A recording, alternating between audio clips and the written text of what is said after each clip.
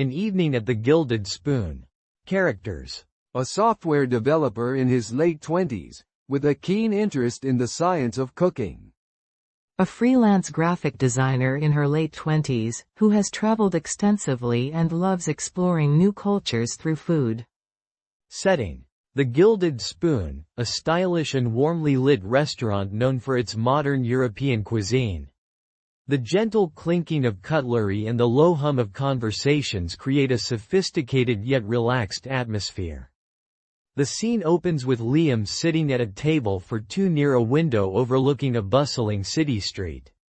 He checks his watch, a slight smile on his face. A moment later, Chloe arrives, weaving through the tables. She spots him and her face breaks into a wide grin. Liam, I'm so sorry, did you wait long? The traffic on King Street was absolutely dreadful. I was starting to think I'd have to abandon the taxi and run the last 10 blocks. Chloe, not at all. I just got here myself. Gave me a chance to soak in the ambiance. It's a nice place, isn't it? Exactly like the reviews said. Chloe slides into the chair opposite him, placing her handbag on the floor beside her. It's lovely. Really lovely. It feels sophisticated, but not stuffy, you know? I was a bit worried it might be one of those places where you're afraid to laugh too loudly. I know what you mean. I specifically looked for somewhere with a vibrant but comfortable rating. My research paid off, it seems. It's so good to see you. It's been what, a whole year? At least. Since Sarah's wedding, I think. How have you been? Is the world of code still treating you well?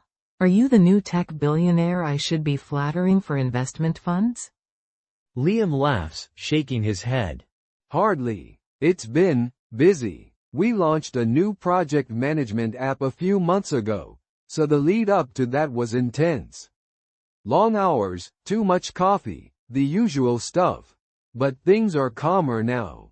It's doing pretty well, which is a relief.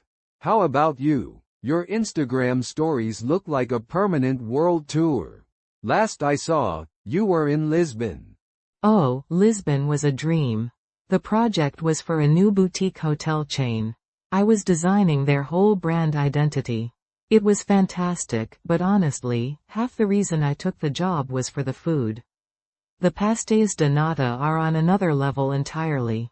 I must have eaten my body weight in them. But that was 2 months ago.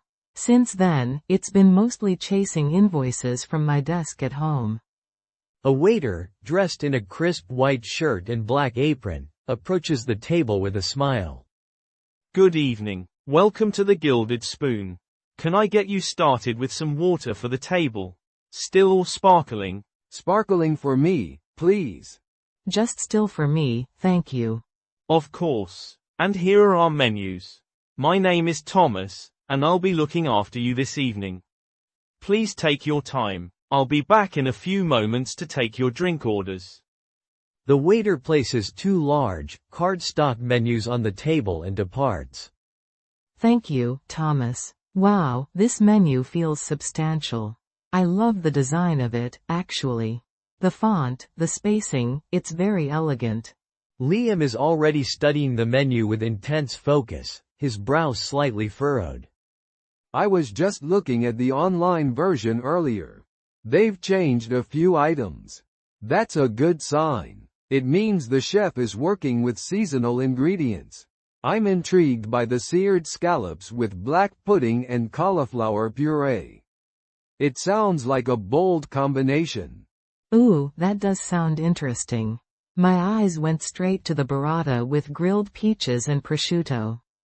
It's a classic, but when it's done well, it's heavenly. It reminds me of a little place I found in Florence last year. See, I'm always torn. Do you go for something you know you'll love, like the burrata, or do you risk it for something more inventive, like the scallops? The potential reward is higher, but so is the risk of disappointment. It's a classic strategic dilemma. You and your strategies. For me, it's a gut feeling. I read the description, and I can almost taste it. The burrata is singing to me right now. A gentle, creamy, comforting song. What are the scallops singing? He chuckles, looking back at the menu. A loud, experimental jazz piece, I think. Lots of unexpected notes. The black pudding is the double bass. Chloe laughs, a warm, genuine sound. Okay, I like that. Maybe you should try the jazz piece then. You have to expand your musical palette. So, what have you been up to outside of work? Any new hobbies? Have you finally mastered the art of keeping a houseplant alive? Hey, the succulent on my desk is still going strong. That's a significant improvement. Actually, I've gotten really into cooking. Like, properly into it. I've been trying to master French techniques. I spent a whole weekend making a beef bourguignon from a ridiculously complicated recipe. My entire apartment smelled like red wine and onions for 3 days. No way. That's amazing. Was it any good? It was edible, and the second attempt was noticeably better. I've come to realize that cooking is just chemistry you can eat. It's all about precise measurements, temperature control, and understanding the reactions. It appeals to the developer in me. I'm the complete opposite. I never measure anything. A splash of this, a handful of that. My cooking is pure chaos and intuition. Sometimes it's brilliant, and sometimes, well, sometimes we order pizza. The waiter, Thomas, returns. Have you had a chance to consider drinks? We have a wonderful selection of wines, or perhaps a cocktail to start. Our mixologist has created a rosemary fizz that's proving very popular. I think I'll stick with wine. Could you recommend a dry, crisp white wine that would go well with seafood? Perhaps a Sauvignon Blanc? An excellent choice. We have a beautiful one from the Loire Valley in France. It has notes of green apple and gooseberry with a distinct mineral finish. It would cut through the richness of the scallops perfectly. That sounds perfect. A glass of that for me, please. I think I'll have the same. If it's good enough for the jazz-loving food strategist, it's good enough for me. 2 glasses of the Sancerre. And have you thought about starters, or do you need a little more time? I think we're ready. I'm going to be adventurous and try the seared scallops. And I will be embracing classic comfort with the burrata, please. Excellent choices. I'll put those orders in for you right away and be back with your wine. Thomas collects the menus and walks away smoothly. See? That wasn't so hard. You with your adventurous scallops, me with my safe but delicious burrata. It's a perfect representation of our friendship. How do you figure that? You're always the one who thinks things through, calculates the risks, but then makes a surprisingly bold move. I'm the one who follows my heart, sticks to what feels good, and generally hopes for the best. I'm not sure I agree with that assessment. I remember you deciding to move to Berlin for 6 months with about a week's notice. That didn't seem particularly well planned or safe. But that was a hard decision. It felt right. The logistics were a nightmare, but the experience was worth it. That's what I mean. I prioritize the feeling, you prioritize the plan. But we both end up having a great time. Usually. The wine arrives. The waiter pours a small amount for Liam to taste. Liam swirls the wine in his glass, inhales the aroma, and takes a small sip. He nods approvingly. That's wonderful. Yes, thank you. The waiter fills both glasses and retreats once more. To us, then. To not waiting another year. They clink their glasses together. Cheers to that. So, tell me more about your work travels. You make it sound so glamorous. Is it really just eating pastries and sketching in cafes? She laughs. There's a bit of that. But there's also a lot of sitting in sterile boardrooms, trying to explain the cultural significance of a particular shade of blue to a committee of people who only care about the budget. But the travel part is the biggest perk. It fuels my creativity. Getting lost in a new city, discovering a tiny family-run restaurant in a back alley, that's my main source of inspiration. I get that. I find inspiration in different things. Reading about new programming languages. Finding a really elegant piece of code that solves a complex problem in a simple way. It's a similar feeling of discovery, I suppose. Just a different landscape. A digital landscape. Have you ever thought about combining your two passions? The tech and the food? You could create an app that generates recipes based on the chemical compounds of ingredients you have in your fridge. It's funny you say that. I've actually been tinkering with a small project.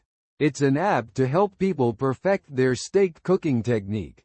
You input the thickness of the cut, the weight, and how you want it done, and it uses sensor data from your phone's gyroscope to tell you exactly when to flip it. You're kidding me. That is the most Liam thing I have ever heard in my entire life. It's brilliant, and completely insane. It's a work in progress. The last test run, I overcooked a very expensive piece of Wagyu beef. It was tragic. I almost held a funeral for it. The starters arrive, placed carefully before them. Your seared scallops with black pudding, and the burrata with grilled peaches. Please enjoy. Wow, Liam, look at your plate.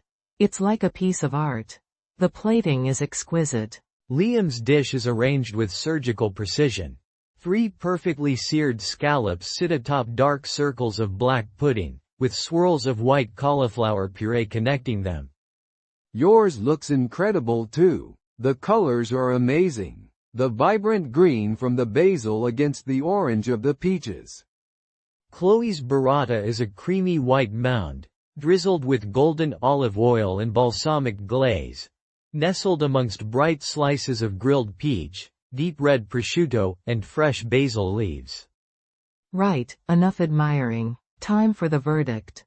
Chloe cuts into the burrata, which gives way to a soft, creamy interior. She takes a bite with a piece of peach and prosciutto. Her eyes close for a moment in satisfaction. Yep, that's the one. The sweetness of the peach is just perfect with the salty prosciutto and the creamy cheese. It's summer on a plate. How's the experimental jazz? Liam carefully slices a piece of scallop and black pudding, ensuring he gets a bit of the puree as well. He eats it, his expression thoughtful and analytical. Okay. Wow. That works. That really works. The scallop is sweet and perfectly cooked, just barely opaque in the center. The black pudding is rich and earthy, and the puree is so smooth and slightly nutty. It's a strange combination on paper, but they balance each other out perfectly. You were right. I'm glad I took the risk. Of course I was right. I'm powered by intuition, remember? So, this fancy cooking of yours. What's the biggest disaster you've had, aside from the tragic demise of the expensive steak? You have to tell me. He smiles, taking another bite. Oh, it was a while ago. I decided I was going to make ramen from scratch. And I mean properly from scratch. Boiling the pork bones for the broth for 48 hours. Making my own alkaline noodles, the works. That sounds incredibly ambitious. I wouldn't even know where to start. Neither did I, really. I just had a dozen internet articles open. The broth part went okay, although the whole apartment smelled like a butcher's shop. The real problem was the noodles. You have to use a specific type of alkaline salt, potassium carbonate, to get the texture right.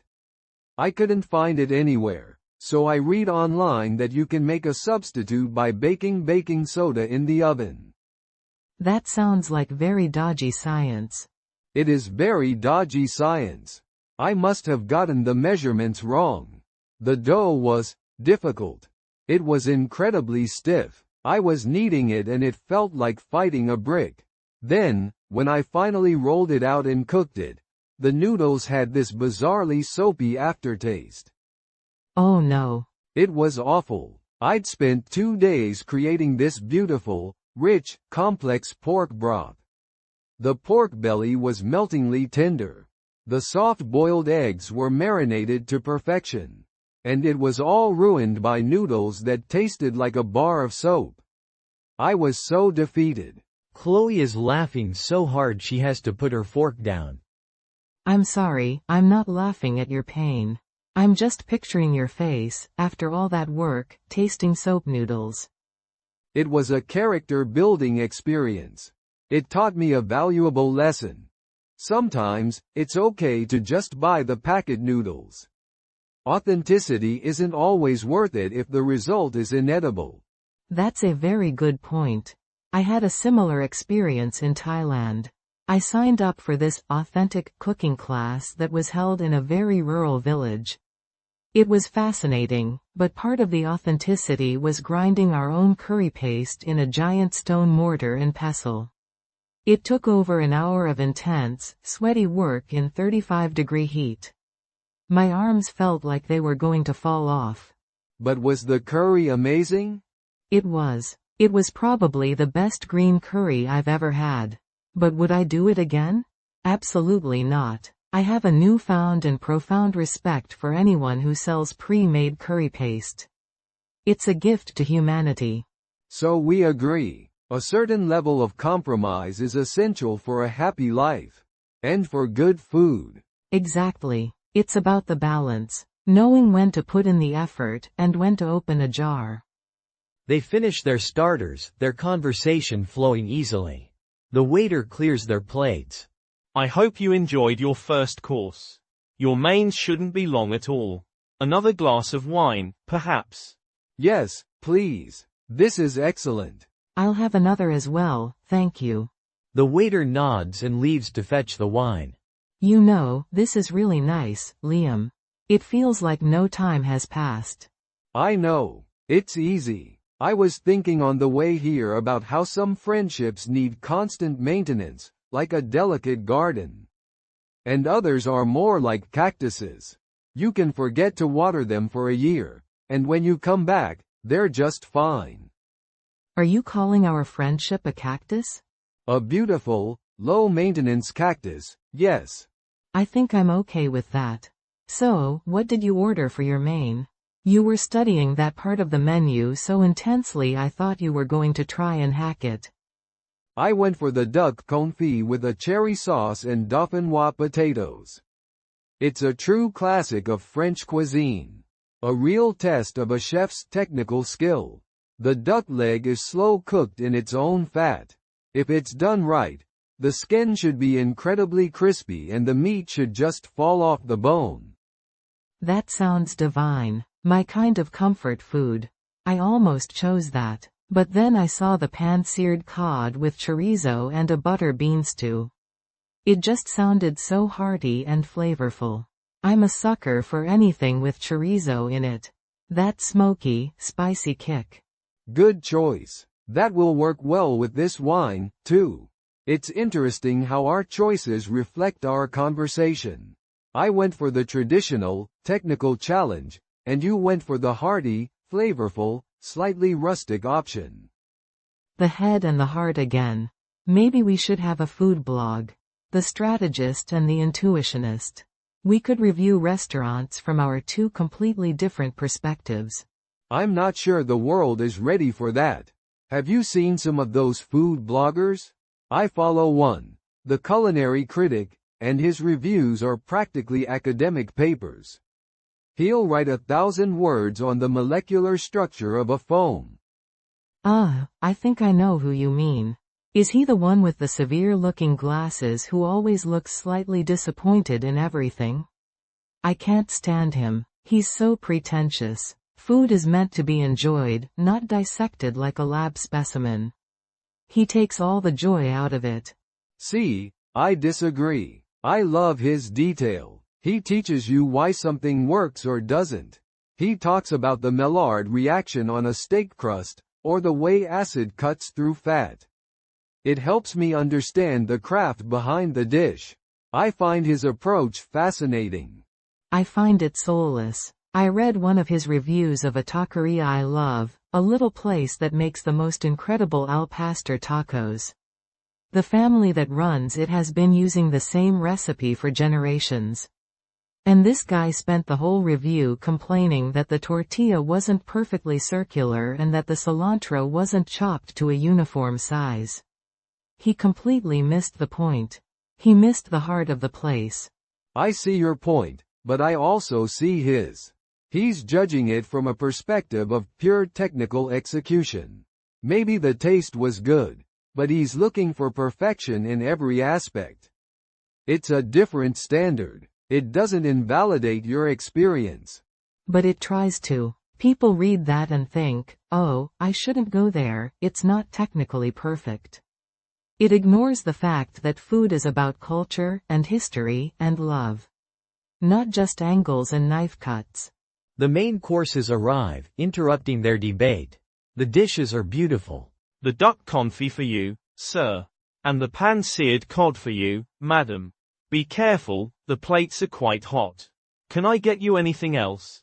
This looks incredible. Thank you, we're all set. The waiter departs. The aroma from the 2 plates fills the air. Okay. Let's pause our debate on food criticism for a moment. This deserves our full attention. Liam gently taps the skin of his duck confit with his fork. It makes a satisfyingly crisp, crackling sound.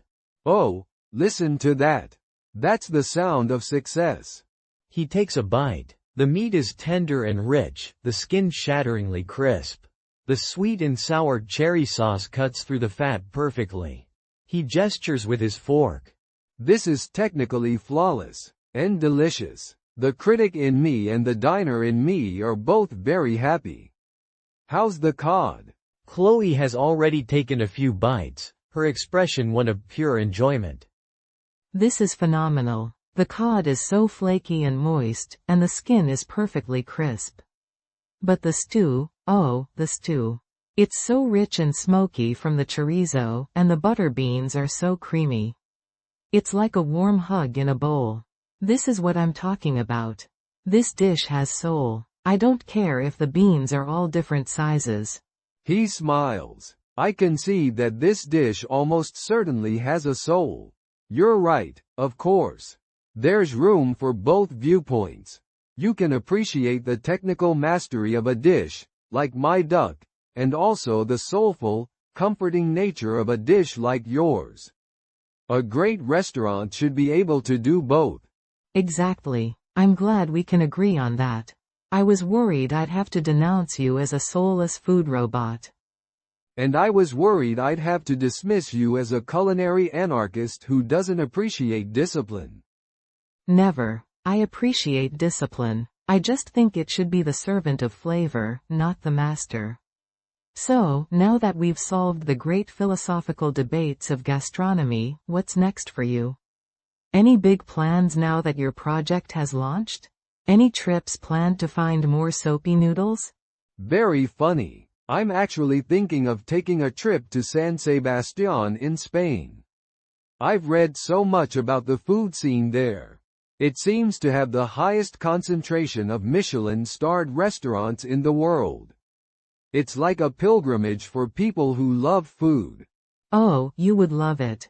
I went a few years ago. It's not just about the fancy restaurants, though. The best part is the Pinchos bars. You just go from bar to bar, having a small glass of wine and 1 or 2 of their house specialty small bites. Gilded skewers, grilled mushrooms, prawn skewers, it's the most fun and social way of eating. That sounds amazing. Maybe that's where I can finally combine my analytical side with my adventurous side. A planned Pinchos crawl, with a spreadsheet to rank each dish. Please don't. Just go and enjoy it. Promise me you won't make a spreadsheet. He laughs. I'll try. What about you? You mentioned a potential long-term project. Chloe's expression becomes a little more serious, a little more thoughtful. I did. It's still very much in the early stages, so I haven't told many people. But a design agency in Singapore has approached me. They want me to come on board as a creative lead for a huge new resort project on the Indonesian coast. Wow, Chloe, that's huge. A creative lead? In Singapore? I know. It's a massive step up. It would be for a minimum of 2 years. It's the kind of career opportunity that doesn't come along very often. But you'd have to move to the other side of the world. That's the catch. I'd have to leave all this behind. My friends, my family, my favorite coffee shop. It's a scary thought, but it's also incredibly exciting. The chance to immerse myself in a completely different culture, to work on a project of that scale. It sounds like an incredible opportunity. It sounds very, you. Following a feeling. A big, exciting, slightly scary feeling. It is. I haven't decided yet. They're flying me out next month to see the site and meet the team. I guess I'll know for sure then. It's a lot to think about. They eat in comfortable silence for a few moments, processing the conversation. Well, for what it's worth, I think you should do it. It sounds like it was made for you. And Singapore's food scene is meant to be one of the best in the world. Think of all the material you'd have for our food blog. Chloe smiles, her mood lightening. That is a very convincing argument. The strategist and the intuitionist take Singapore. It has a ring to it. And what about you? What's your secret big plan? You can't tell me it's just the steak flipping app. He hesitates for a second, then seems to make a decision. I've been thinking about something for a while. It's probably a silly idea. Tell me. There are no silly ideas after a glass and a half of excellent French wine. I've been thinking about leaving the tech industry. Or at least, taking a long sabbatical. And using the time to go to culinary school. Chloe puts her fork down, her eyes wide. Are you serious? A proper, professional cooking school? I think so. The more I cook, the more I realize how little I know. I want to learn the fundamentals properly. I want to understand the why behind everything. I want to learn the classic techniques, the knife skills, the whole thing. I spend my days building things with code, and I enjoy it. But there's something about creating something tangible, something that people can taste and enjoy. It feels different. More real, somehow. Liam, that's not a silly idea. That's a fantastic idea. I can completely see you doing that. You'd be the best student in the class, with a color-coded notebook for every type of sauce. That's the plan. I'm not sure if I'd want to be a restaurant chef. The hours, the pressure. I don't know if that's me. But maybe a food writer, a recipe developer, or even a teacher. I just know I want to explore it more seriously. So we're both on the edge of a big change. You, potentially leaving your career to follow a passion. Me, potentially moving my career and my life to a new continent. Look at us. The cactus friends are evolving. It seems so. It's funny how a good meal can lead to these kinds of conversations. It's the perfect setting. You're relaxed, you're sharing something enjoyable. It opens you up. We should do this more often. But maybe not a year from now, when I'm in Singapore and you're in a chef's hat in Paris. The waiter returns to their table. How was everything for you? It was exceptional. My compliments to the chef. The duck was cooked to perfection. Mine was absolutely delicious too. Thank you. I'm so glad to hear it. Can I tempt you with our dessert menu? Or perhaps a coffee or a digestive? Liam and Chloe look at each other, a shared smile between them. I think we have to look. We've come this far. I agree. It would be unprofessional to leave without a full data set. The waiter hands them the dessert menu. It's small and elegant. Ooh, chocolate lava cake with pistachio ice cream. That sounds dangerously good. My eye is on the deconstructed lemon tart. Lemon curd, shortbread crumble, Italian meringue. It's a classic, reinvented. A perfect topic for our blog. How about we get both and share? One classic and comforting, one modern and analytical. It's the story of our evening. I think that is a strategically and intuitively perfect decision. Chloe grins. Waiter, we've made a decision. The waiter, Thomas, approaches their table once more, a small notepad in hand. He smiles, having caught the end of their cheerful exchange. It seems a decision has been reached. What can I get for you?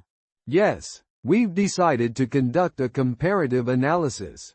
We'll have one chocolate lava cake, and one deconstructed lemon tart, please. And 2 spoons. This is a joint scientific venture, after all. An excellent choice for your research. I shall inform the kitchen. They will be out shortly. Thomas retreats with their order, leaving a comfortable silence in his wake. Chloe leans forward, resting her elbows on the table. So, culinary school, for real? Saying it out loud to me just now, did that make it feel more real, or more ridiculous? More real, definitely. It's been this abstract idea floating around in my head for months. A sort of, what if, scenario I'd play out when I was bored in a meeting. But discussing it, putting words to it, it feels more like a plan now. A daunting, slightly terrifying plan, but a plan nonetheless. I think all the best plans are a little bit terrifying. My potential move to Singapore certainly is. I keep swinging between wild excitement and sheer panic. One moment I'm picturing myself exploring hawker centers and leading a creative team, the next I'm wondering how I'll ever figure out the public transport system or make new friends. I get that completely. For me, it's the thought of being a beginner again.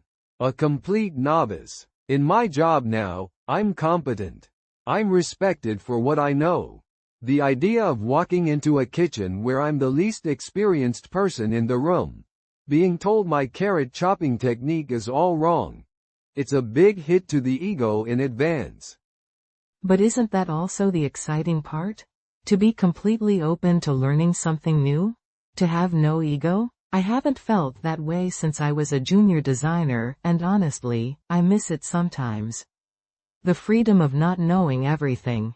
That's a good way to look at it. The freedom of not knowing. I suppose it's the ultimate, deconstructed, state. Taking everything you think you know apart and starting again. Their desserts arrive, and both of them fall silent for a moment, captivated. The lava cake is a perfect, dark dome in a white bowl, dusted with cocoa powder, with a scoop of pale green pistachio ice cream melting ever so slightly beside it. The lemon tart is an artistic arrangement across a rectangular slate, a bright yellow quenelle of lemon curd, a scattering of golden shortbread crumble, and several small, beautifully torched peaks of Italian meringue. Wow. Just wow. They're almost too pretty to eat. Almost. The tart is exactly as I pictured. Each component is separate, waiting to be combined. It's an intellectual dessert. And mine is pure emotion. Alright, intellectual, you go first. Deconstruct your tart. Liam takes his spoon and scoops up a small amount of the lemon curd, a piece of meringue, and some of the crumble. He tastes it, his eyes closing for a moment. Okay, that is very, very clever. The curd is incredibly zesty and sharp, really wakes up your palate. The meringue is light as air and just sweet enough to balance the sourness. And the shortbread gives it that buttery, crumbly texture. It forces you to appreciate each element on its own merits. Sounds like a lot of work for a dessert. I prefer this approach. She takes her spoon and pushes it into the center of the chocolate cake. A thick, glossy river of molten chocolate flows out. She lets out a small sigh of happiness. Now that is what I call dessert. No thought required, just pure, indulgent joy. She takes a bite of the cake with a little of the pistachio ice cream. Her expression is one of utter bliss. Oh, that is just perfect. The cake is so rich and dark, not too sweet, and the pistachio ice cream has this wonderful nutty, salty flavor that cuts through the richness. Here, you have to try this. No analysis allowed, just enjoy. She holds out a spoonful for him. Liam tastes it, and his analytical facade melts away for a second, replaced by simple enjoyment. Okay, you win. That's incredible. It's like a warm hug from the inside. Now you try mine. It's a completely different experience. He prepares a spoonful of the tart for her. She tastes it, her eyebrows raising in surprise. Oh, that's so different. It's so light and refreshing. It's like a burst of sunshine. It's surprisingly good. I thought it might be a bit pretentious, but it's actually delicious. It's a matter of balance. Just like we were saying before. You need the rich, soulful dishes and the clever, refreshing ones. You're right. We need both. It's been a perfectly balanced evening. Good food, good wine, and big life-altering conversations. She says the last part with a small, wry smile, taking another bite of her lava cake. I'm really glad we did this, Liam. I feel like I haven't had a proper, honest conversation like this in ages. Me neither. It's easy to get caught up in the day-to-day, to just talk about work or what's on TV. It's rare to actually talk about the big stuff, the dreams and the fears. It really is. It makes me realize that if I do go to Singapore, I'm going to miss this. A lot. There's a poignant note in her voice that hangs in the air for a moment. Hey, we'll make it work. We're the cactus friendship, remember? We thrive on neglect. A little bit of distance won't be a problem. We'll schedule video calls. You can have your breakfast while I have my dinner. You can show me the view from your new apartment, and I'll show you the lumpy mashed potatoes I've made in my student kitchen. Chloe laughs, the moment of sadness passing. That actually sounds fun. I'll hold you to that. You have to promise to keep me updated on the whole culinary school venture. I want to hear all about it, from the application to your first failed soufflé. Only if you promise to send me updates on the resort project. I want to see your designs, to see the ideas in your head become a real place that people can visit. That's an amazing thing, Chloe. It's a deal. They finish their desserts, the conversation slowing to a comfortable, easy pace. They talk about old university friends, funny memories, and the simple, pleasant details of the meal they've just shared. Finally, Liam catches the waiter's eye. Could we get the bill, please? Of course, sir. Right away. The waiter returns with a small leather folder and places it discreetly on the table. Whenever you're ready. It's been a pleasure having you dine with us tonight. Thank you, Thomas. Everything was wonderful. As the waiter walks away, Liam immediately reaches for the bill. Chloe puts her hand out to stop him. Absolutely not. This one is my treat. Think of it as an investment in your future culinary education. Not a chance. I invited you, and we're celebrating your massive new career opportunity. It's on me. Liam, don't be stubborn. I insist. I'm not backing down. I'm far more stubborn than you are. My code doesn't work unless I am. She rolls her eyes, but she's smiling. Okay, you food robot, how about we compromise? We're a modern, balanced friendship, right? We split it, straight down the middle, no arguments. He considers this for a moment, then nods. A sensible, diplomatic solution. I accept your terms. They each place a card into the folder. As they wait, Chloe begins to gather her things. I should probably try and get a taxi. King Street will still be a nightmare. Yeah, I've got a bit of a walk to the station. They stand up and put on their jackets. The air feels different now, full of potential and the slight melancholy of a perfect evening ending. Seriously, though, keep me posted, the moment you hear anything, either way, from the Singapore trip. I will. And you, send me a link to the culinary school you're looking at. I want to see it. They walk towards the restaurant's heavy wooden door. The host nods at them as they pass. It feels a bit like we're leaving as different people than when we walked in. I know exactly what you mean. It's a good feeling, though. Like we've solidified something.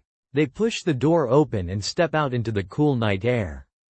The city lights seem brighter, the sounds of the traffic more distinct. They pause on the pavement, facing each other. It was really good to see you, Chloe. You too, Liam. Impulsively, she steps forward and gives him a firm, warm hug.